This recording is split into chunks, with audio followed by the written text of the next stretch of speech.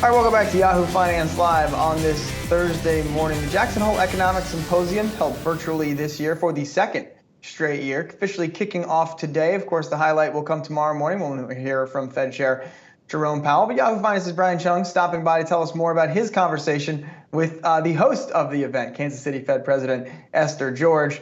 And Brian, I love that you're letting us know what we could have seen, on Earth 2 when the Delta variant was not spreading with this speed, and you were able to make your way out to Jackson. I was going to say it's virtual. Then what am I doing out here in Wyoming? No. Obviously, yes, they did move the format virtually this year, but that doesn't mean we still can't go hawk and dove spotting, of course, when it comes to the commentary around taper talk, this all having to do with whether or not the Federal Reserve will at some point begin tapering its $120 billion a month pace of asset purchases. But obviously, before I end up staying in this costume for too long, let me show you a little bit of a clip that we had in conversation with Kansas City Fed President Esther George with regards to how the Fed is thinking about not only tapering, but how that might suggest the Fed's future policy on interest rates as well. Take a listen. I think it's important to remember that the conditions that caused the Fed to think about the amount of accommodation is different than mechanically connecting the two policy tools that are in play right now. And so the end of asset purchases does not have a mechanical link to the liftoff of interest rates.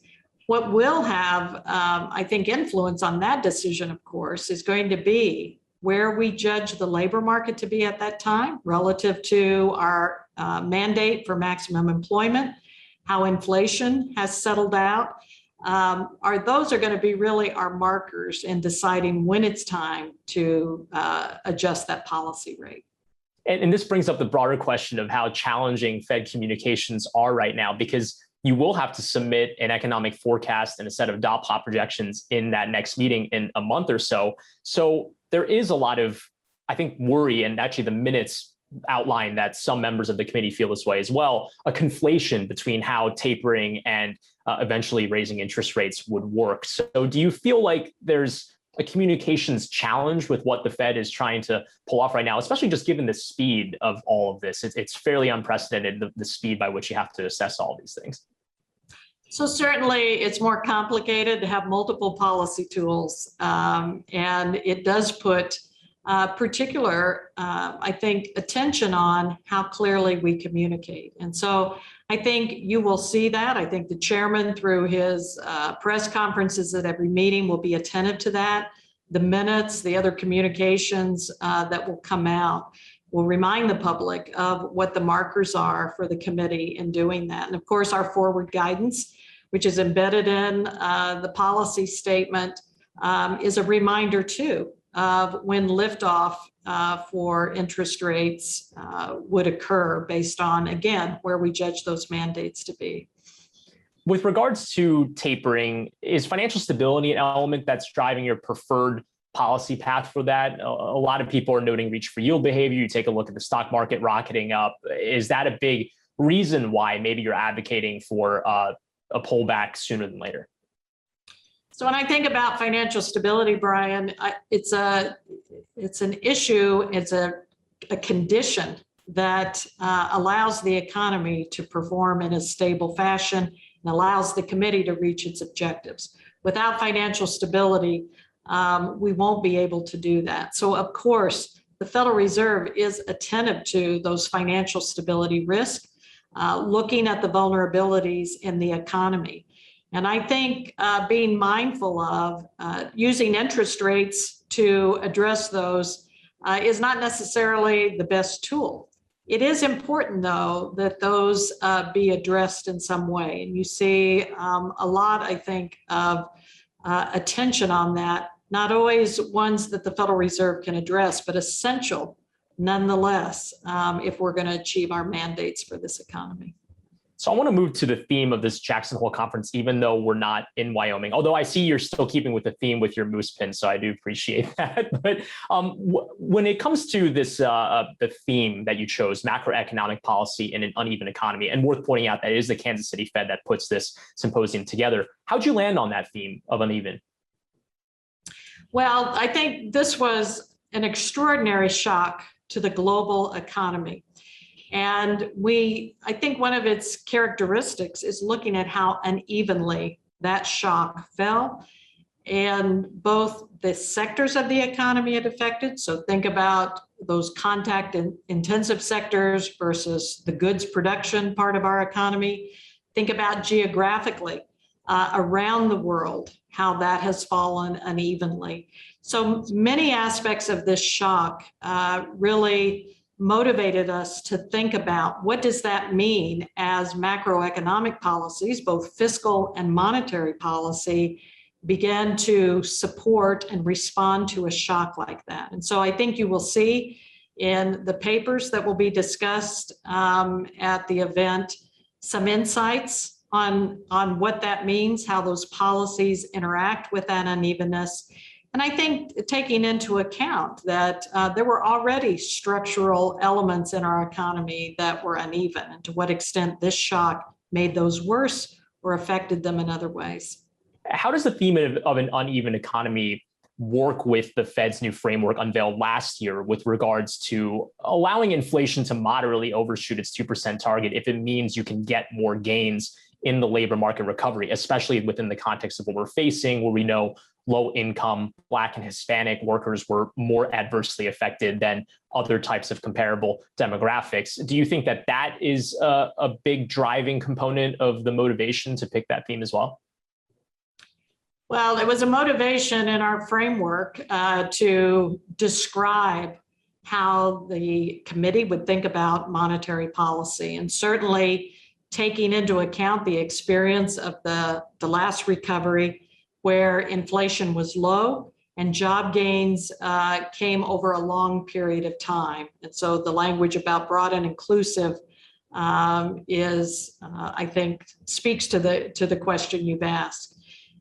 The motivation for the conference, of course, was looking at this shock in particular, and we do see that in labor markets today. You have seen a disproportional impact on those parts of the economy that were service related, that had the inability because of this virus to be able to resume work in the same way that other parts of the economy did. So I think that aspect and how policy interacts with that is going to be the kind of discussion that we want to have this week at the conference.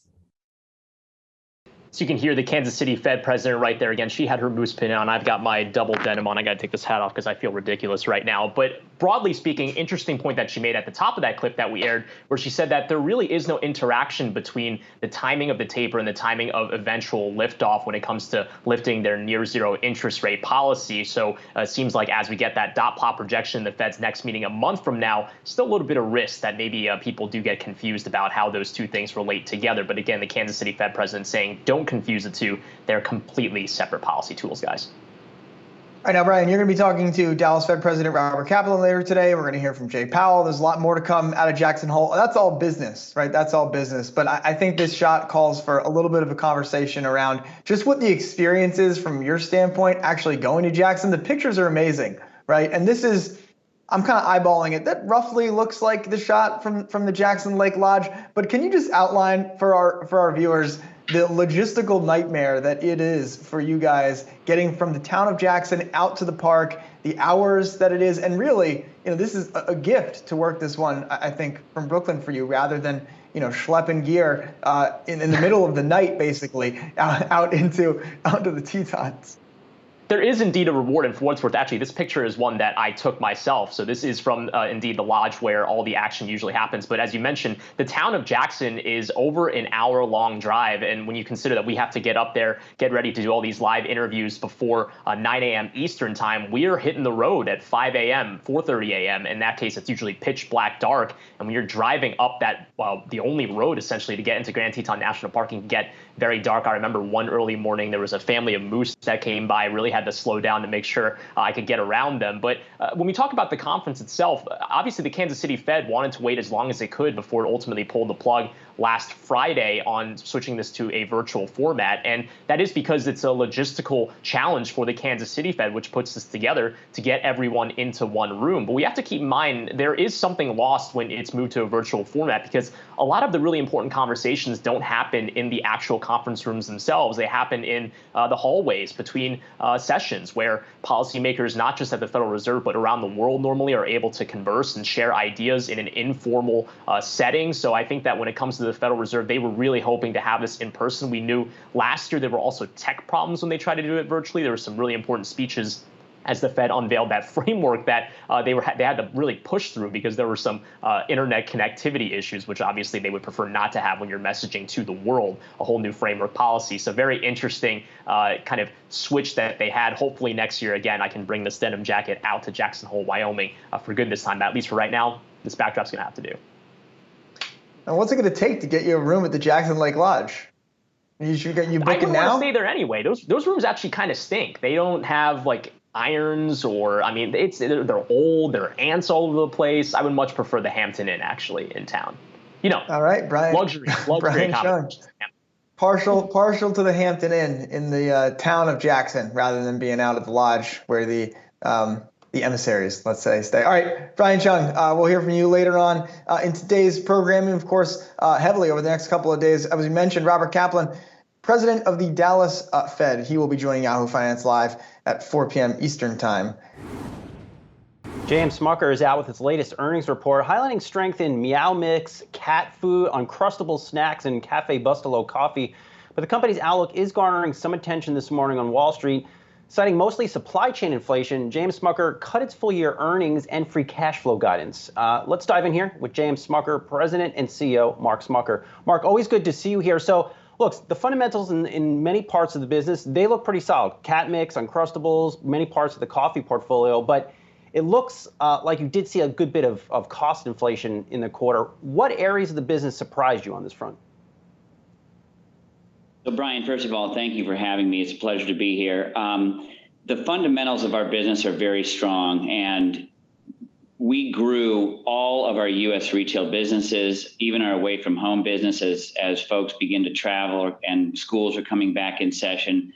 All of our business did grow top line, and so you would have seen about a 1% comparable growth year over year and 6% versus 2 years ago. So clearly the fundamentals, the brands are strong. We continue to invest in our business, and we actually have started to recover some of these cost increases through pricing actions as well as productivity. However, the inflation that we're seeing is beyond what we expected, and so we will continue to price to recover, working very closely with our retail customers to ensure that we can pass along those cost increases, which will lag somewhat the costs themselves. Are you confident, just looking at the guidance, you did cut it versus prior expectations. Are you confident that you won't have to cut it again based on where you are in terms of inflation? Yes, we are confident. There's a lot of volatility. We have had some unique weather events as well in both Brazil and here in the U.S. and the Pacific Northwest, which have affected our business. But we do feel that our current revision to our profit guidance is appropriate, and again, continuing to invest in our business to support and continue to grow our top line. Mark, it's Julie here. I wonder if you could give us a little bit more color around those costs, where you're seeing the biggest increases, both geographically and in what items, and then what kind of visibility you have as to which ones are going to be most enduring. Sure.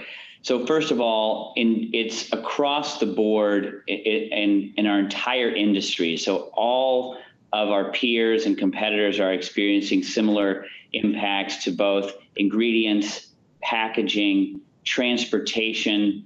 There are some labor challenges. And so all of that is factoring in here. And we are the most important thing for us is to remain focused on executing the business. Our people have done an unbelievable job managing the supply chain tightness the tightness in transportation, all the way through to the retail shelves. And it's really because of the discipline that we have had to execute that we have had success through the pandemic and will continue to going forward.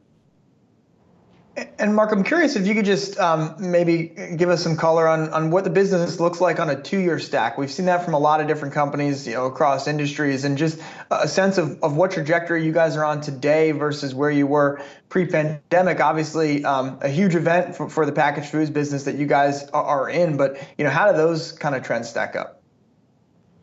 Sure. So I mentioned earlier that on a 2-year stack basis, our total sales are up 6%, and that is backing out some of the noise around our divestitures. Coffee up 8%, pet up 3%, and our consumer foods business, which is peanut butter and jelly and Uncrustables, up 4%. 4% being on a year-over-year basis, but all of those businesses being up on a 2-year stack basis. So very, very strong growth. Mark, since we last spoke, coffee bean prices have they've really accelerated in many respects, gone through the roof. How have you had to take price increases in Folgers, Cafe Bustelo, and if you have, how much have you taken? Yeah, so we have already taken some pricing on our entire line of coffee. I would tell you that the costs, although they are increasing, they are far from record highs. And so although we continue to see increases into the future, we do believe that we will be able to price for those. And again, if you look at our portfolio, Folgers as a mainstream, iconic sort of anchor brand for the category, our brands of Bustelo as well as Dunkin' are really driving the growth across the portfolio, as well as our K-Cup business on all brands. A fun last one for you. So I noted, in the quarter for you, peanut butter was a strong area of business for you, but fruit spreads were down. Now, when I think of the two, I'm thinking peanut butter and jelly here. Are people just eating sandwiches with peanut butter and forgetting the fruit spread? Have you decoded this at all? Well, thanks. Our total consumer business, as I said, did grow 4%, and we did continue to grow share in fruit spreads. So peanut butter and jelly obviously go hand in hand. And as consumers have shifted to convenience items, our Uncrustables business continues to be on fire. We've had 29 consecutive quarters of growth on Uncrustables, and we continue to invest in capacity because we see a lot more future growth. In the next few years, we should exceed $500 million in sales on Uncrustables alone. Wow, I remember when that first launched. That is a product that has definitely come a long way since I remember it. We'll leave it there. James Smucker, President and CEO, Mark Smucker, always good to see you. We'll talk to you soon. Thank you, Brent. Although Wall Street economists are out there slashing their GDP forecast because of the Delta variant, most macro folks still agree the U.S. labor market will continue its recovery well into 2022, and that could be a nice tailwind to payroll services company Paychex. Joining us now is Paychex President and CEO Marty Mucci. Marty, good to see you again this morning. Good to see you at the NASDAQ, back out celebrating your 50th anniversary here. Like I mentioned, I can't think of a better company that has a better pulse on the health of the labor market. What are you seeing in the labor market right now? Are you seeing the recovery stall a bit because of concerns around Delta? No, actually, right at this point, we're still seeing a pretty consistent improvement, particularly in the leisure and hospitality team. We're employee set. We're seeing the growth pick back up. It's almost back up to our base levels of our small business index, which was set in 2004. So job growth getting back to kind of that level. So certainly some things like construction are slowing a bit. I think that's raw materials and supply. But leisure and hospitality, other services, certainly picking up still very strong. Hi, Marty. It's Julie here. As you kind of reflect on, obviously you haven't been there all the 50 years, but as you reflect on this history of the company, we've been talking a lot over the past year about how much the job market has changed, sort of the power dynamics and so many other aspects of it.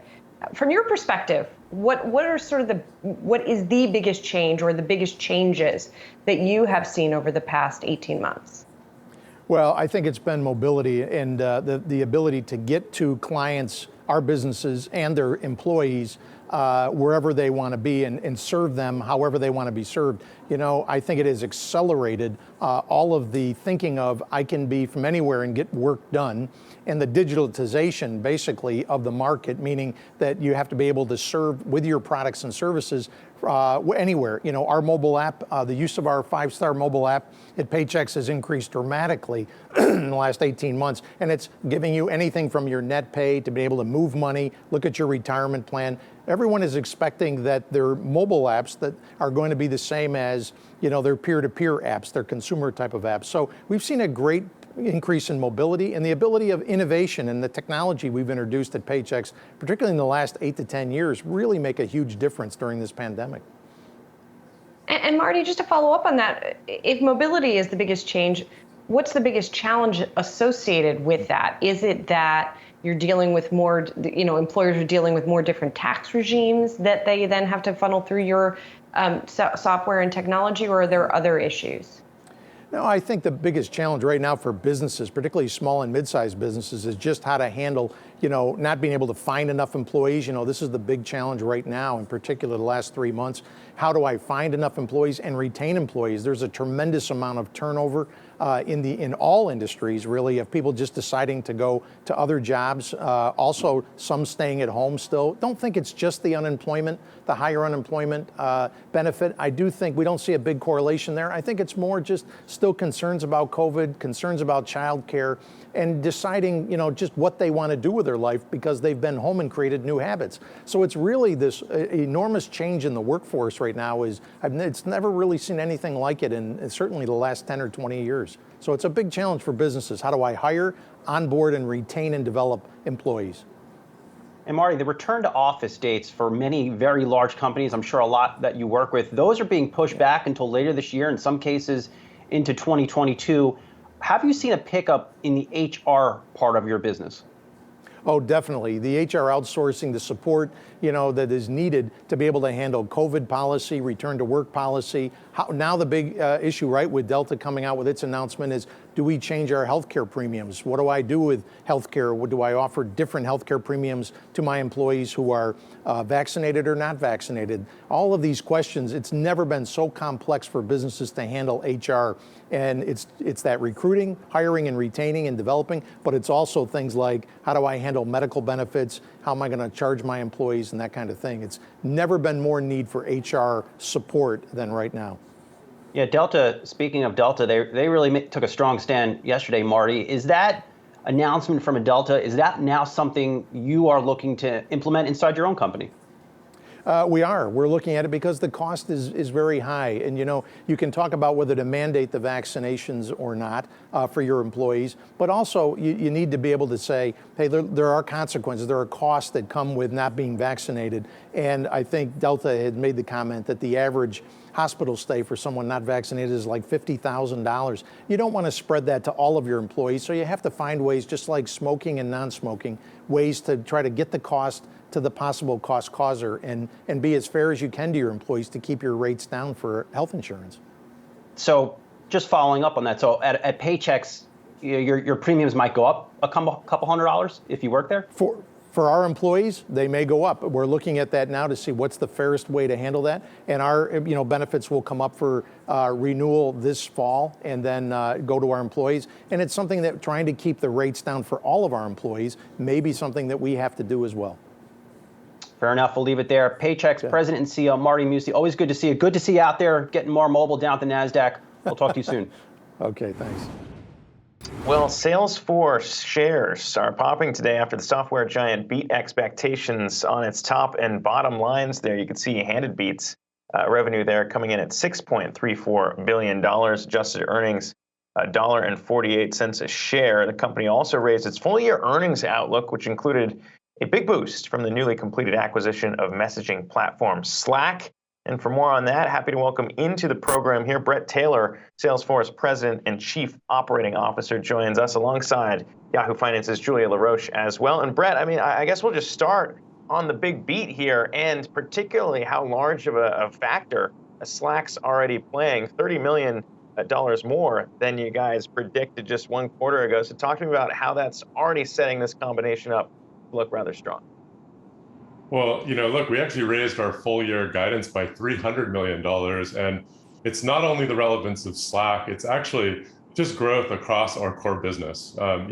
We've talked a lot about digital transformation, particularly with this Delta variant and the digitization of the economy. Well, digital transformation starts and ends with your customer. Every board, every CEO, their main agenda is getting back to growth, and that starts with our customers and it starts with CRM. So we're really excited about Slack. It cannot be a more relevant product at a more relevant time. But we're also just incredibly excited about the strength of our core CRM business, digital sales, digital customer service, digital marketing. That's the conversation on every CEO's mind right now. You're talking about a lot of companies getting back to growth. And I also heard you on the call, Bret, really talking about the momentum you're seeing at Salesforce is unlike any momentum you've seen at any company you've been at. This is the first quarter you all surpassed $6 billion, as we were just talking about raising that guidance, this flywheel you have going on. I heard Mark Benioff say you all want to hit 50 billion in revenue by 2026. So I am curious, where are the areas of growth at Salesforce that you're most excited about? Julia, it's really across the whole portfolio, and that's what's amazing. Our Sales Cloud accelerated to 15% year-over-year growth because every selling team is saying, what is the future of digital sales? How can I get back to growth?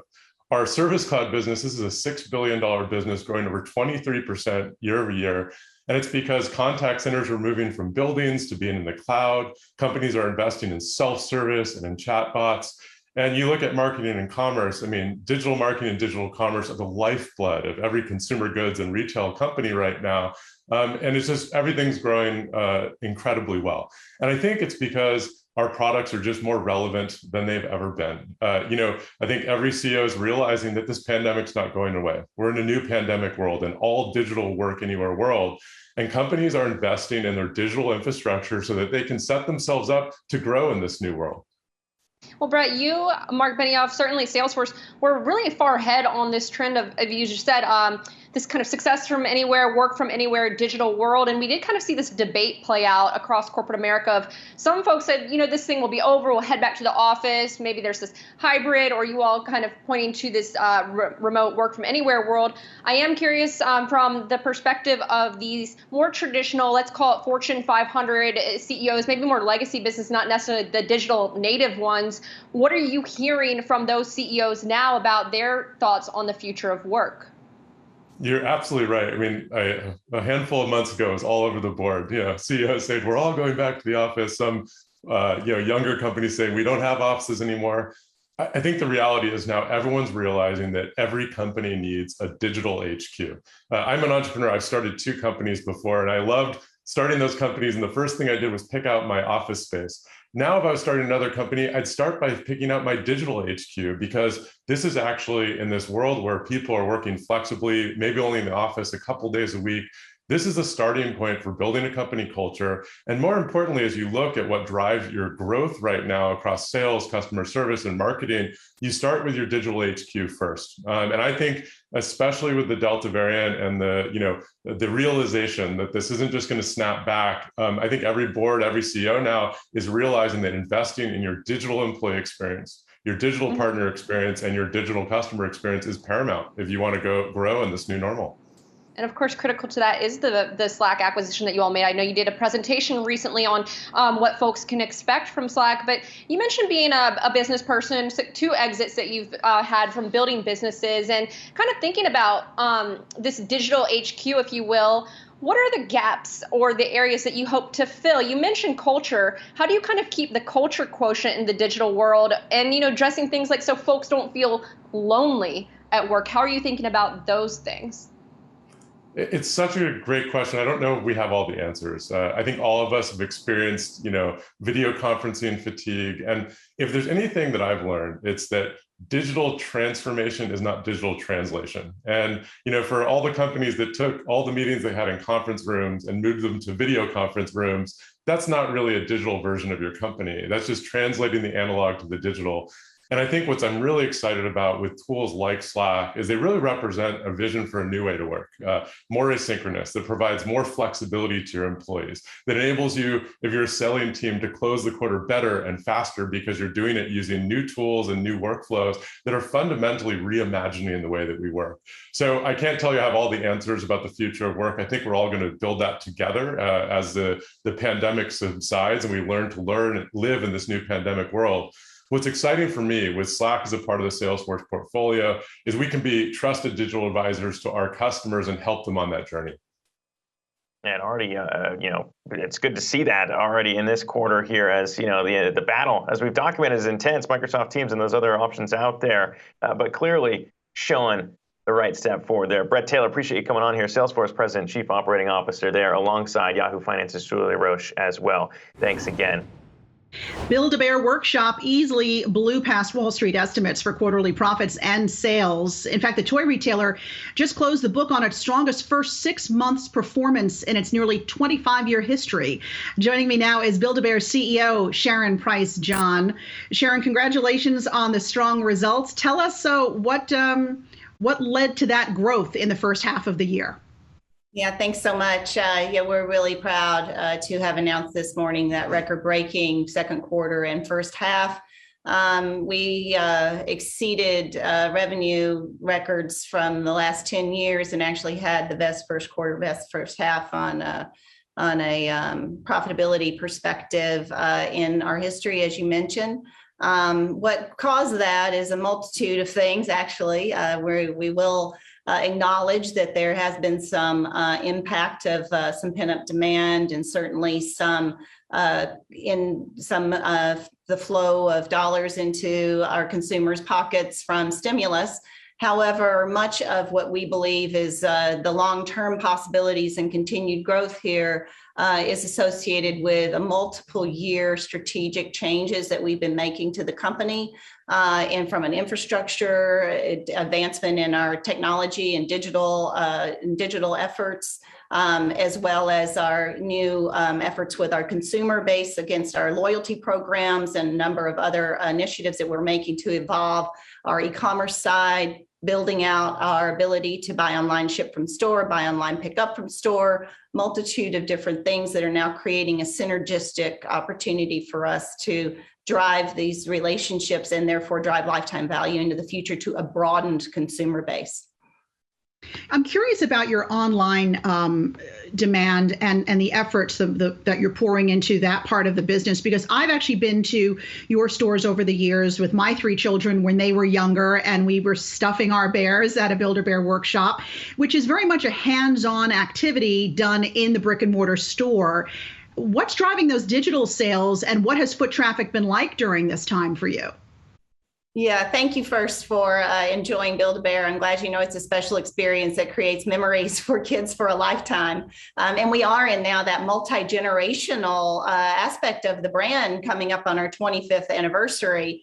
So the kids that went to Build-A-Bear years ago now have children of their own. And that is part of this strategy to recognize that when you become multi-generational, you have an opportunity to create a flywheel for some of those consumers that have now grown up with the brand.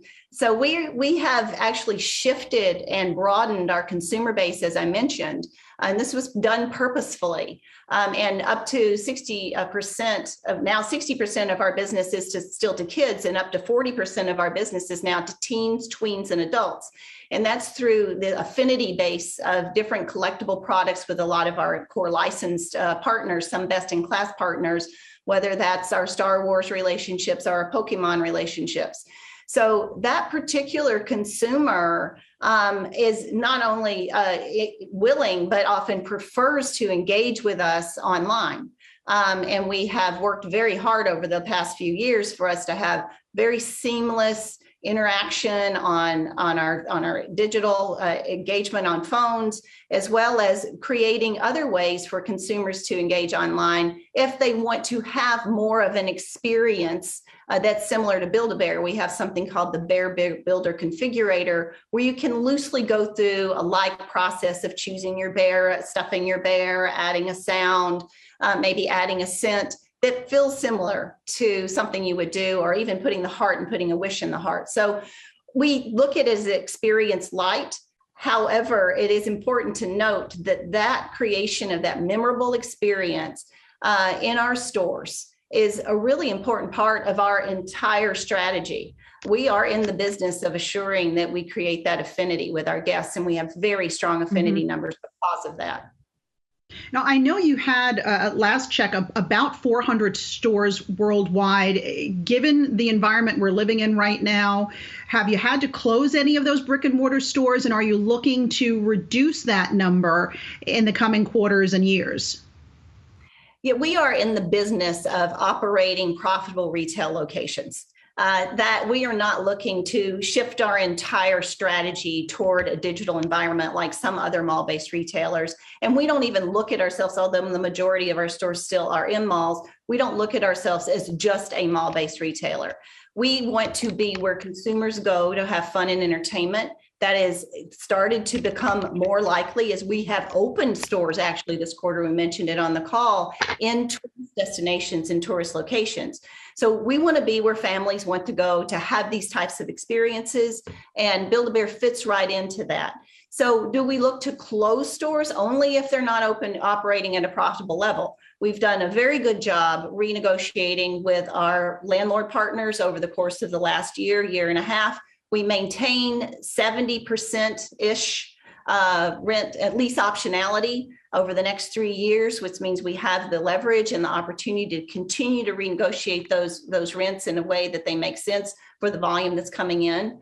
To your question on traffic, we are not back to historical levels. Clearly, we're beating 2020 traffic because most of our stores were closed for a portion of that year, but we're not quite back up to those levels. Although where we're seeing some of this revenue growth is, as we mentioned, in the digital world, where we're seeing significant improvement over the course of the first half of the year, as well as the other opportunities that we're driving with our consumers through building and adding on more sales with the highest DPTs that we've seen. All right, Sharon Price John, CEO of Build-A-Bear Workshop, thanks for being with us today.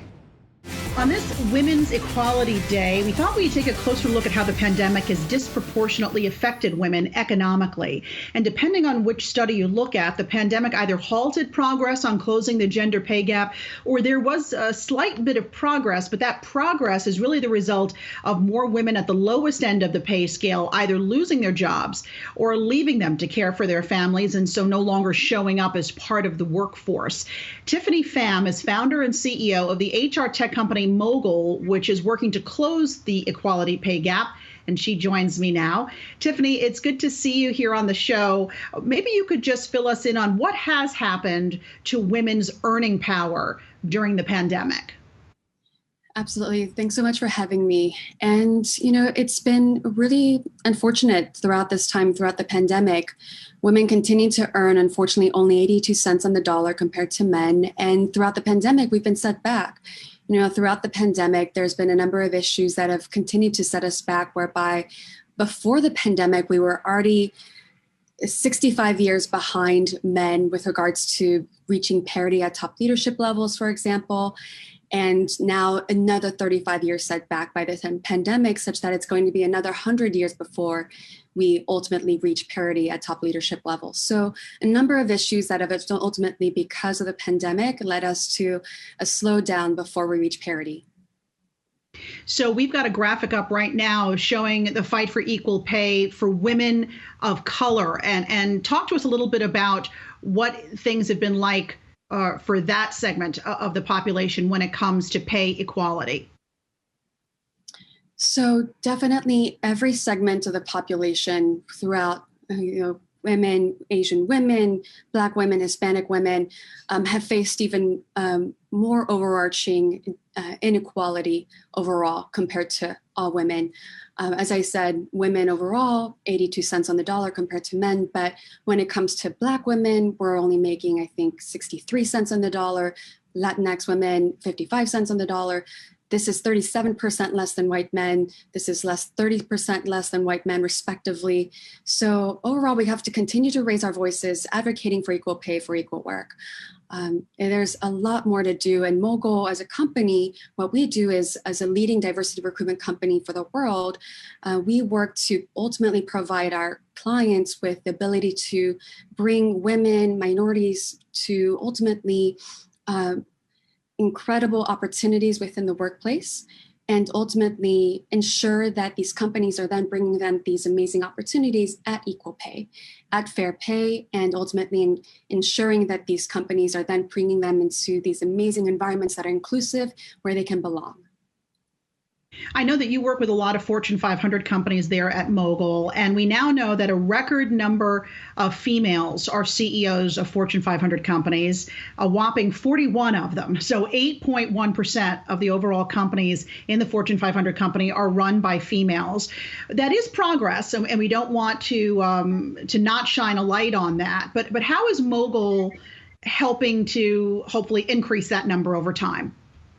That is definitely progress, but I look forward to the day where we can say at least 50% of companies at the Fortune 500 are being run by women, if not more. Mogul is definitely helping to progress this number. We are, again, a leading diversity recruitment company that is not only providing software services to enable our clients to source overall talent for overall roles, so as to ensure more diverse workforces overall, but we also provide executive search and board search services for our clients to be able to diversify their leadership at director, VP, C-suite, and board levels as well. So as a result, we're creating incredible opportunities for our women, minority, people of color, diverse candidates across our ecosystem to now have the opportunity to be placed at the C-suite, at the board level of amazing Fortune 500 company clients like Chanel, UBS, Bristol-Myers Squibb, Intuit, MasterCard, eBay, and more, and have, again, opportunity to now lead these companies to incredible heights and themselves on a personal level reach their greatest heights. So it's an amazing opportunity to be creating amazing impact for now women as part of Women's Equality Day, to now have an amazing, at the forefront of this movement, an opportunity to lead this movement, to now help women reach the very top. What do you make, though, of places like the NASDAQ market site, for instance, mandating that companies that list there have at least 2 diverse people on their boards? It depends, company by company. It could be a person of color or a woman on the board. But is it really the place of somebody like the NASDAQ to put these mandates on privately held, publicly traded companies? I personally am a friend of the NASDAQ team, actually helping to create these guidelines, and our organizations are collaborating as well. And so, of course, on a personal level, on an organization level, I greatly believe in what they're doing. I really commend them for their efforts because somebody has to do it. And so NASDAQ, whether it's Mogul, NASDAQ, somebody has to ultimately state what is right, state ultimately, especially in their position, what they believe in, and especially if they have the platform and the power and the influence and the impact to be able to create this opportunity, this guideline, then so be it, so that ultimately other companies can follow suit. So I greatly commend NASDAQ, their team, for what they're doing. And it's just the start. Hopefully the New York Stock Exchange can follow suit, others can follow suit, and it can create bigger impact in this way. All right, Tiffany Pham, founder and CEO of Mogul. Good to see you today. Thanks so much. Shares of 1-800-Flowers are in bloom today. Sorry, I couldn't help myself. The stock is up about 1.5% after the company beat estimates on both the top and bottom line. Joining me now is the president and CEO of 1-800-Flowers, Chris McCann. Chris, congratulations on these strong results. Total revenue for the year up more than 42% to a record $2.1 billion. Didn't know so many people were buying flowers during the pandemic, but what drove this growth for the company? Well, there's a number of things, and we had a great year, and thank you for recognizing that. Over $2 billion. But what drove the growth really is that we've also, over the past several years, we've doubled the size of the business in 3 years, and we've really transformed what we are as a business. From a collection of specialty brands, including 1-800-Flowers and Harry and David and Cheryl's Cookies and Personalization Mall, we've transformed into a real platform, an e-commerce platform that really inspires and enables our customers to express themselves and to connect with the important people in their lives. So especially during the pandemic part of the year, there was a lot of demand for people to stay connected. We need to maintain our relationships in life. That's critical to our mental health. So you're saying that because we couldn't come together, physically come together, you saw an uptick in people reaching out to loved ones by sending them a little token of appreciation or love, even if it wasn't around a holiday or a birthday? Were they just sending things because? Yes, very much so. And that's one of the areas where we've really seen the growth for us is in the what we call everyday reasons or everyday occasions. So whether it be birthday, anniversary, sympathy, get well, and many, many just because. But the one thing I think we all learned as people during this pandemic is we all have needs to have relationships, to stay connected. And as a business, that's what our vision is. And we're an e-commerce business, so we're at the forefront of a seismic shift of online, people moving online, coupled with this everlasting need that we have, that we all learned coming out of this pandemic. We need to maintain the relationships in our life, to stay connected, to express ourselves. And our platform, our gifting platform allows people to do that. We inspire people to do that. And that's really generated the record year that we had this year. And Chris, going forward, you're guiding for double-digit revenue growth in fiscal 2022. Tell me what you're basing that on, especially given the fact that in a few short weeks, all the government support that's been thrown at Americans is going to dry up, and people may actually have less money to spend on discretionary things like flowers and gift baskets. Right, but what we see, again, first and foremost, is that real shift of people who move their offline purchasing to online. And we're right at the forefront of that, being a leader in e-commerce. But then we also look at the expanded product offering that we bring to the table. And we've developed new organic products. We significantly expanded our product category in the last year or two with the strategic acquisitions of Sherry's Berries, and then last August, just a year ago, Personalization Mall. So we have a broad range of products that can help all of our customers' needs. And then we look at the large customer file that we've built. And what we're seeing is the behavior metrics of customers, especially those who are joining our Celebrations Passport program, our loyalty program. Those customers are buying at a frequency of 2 times the average customer. They spend $284, which is double the average customer. And they're buying from more than one product category for us. So it shows that we're solving more solutions for our customers to stay connected and express themselves. That gives us the confidence to forecast double-digit growth on top of the phenomenal growth that we had this year. What about inflation and how that's playing out in your business? And are you absorbing the cost of higher rising costs, everything from raw materials and other things? And are you passing that along to the consumer? Well, I think all retail businesses, especially not only us, are really facing these inflationary pressures. We've really had a couple of challenging years. I'm so proud of the operating team that we have, our supply chain, our purchasing team, our logistics teams. We have done a fantastic job for the past couple of years now, mitigating these challenges that have been thrown at us. These rising costs are something we have to figure out and we have to mitigate. The last thing we ever want to do is pass those prices on to the consumer. In some cases, that's inevitable, but we try to do it as minimally as possible. It's our job to find other ways to mitigate those cost increases. All right, before we let you go, what is your biggest holiday? I know the fourth quarter includes Halloween and Christmas. So what's your biggest holiday?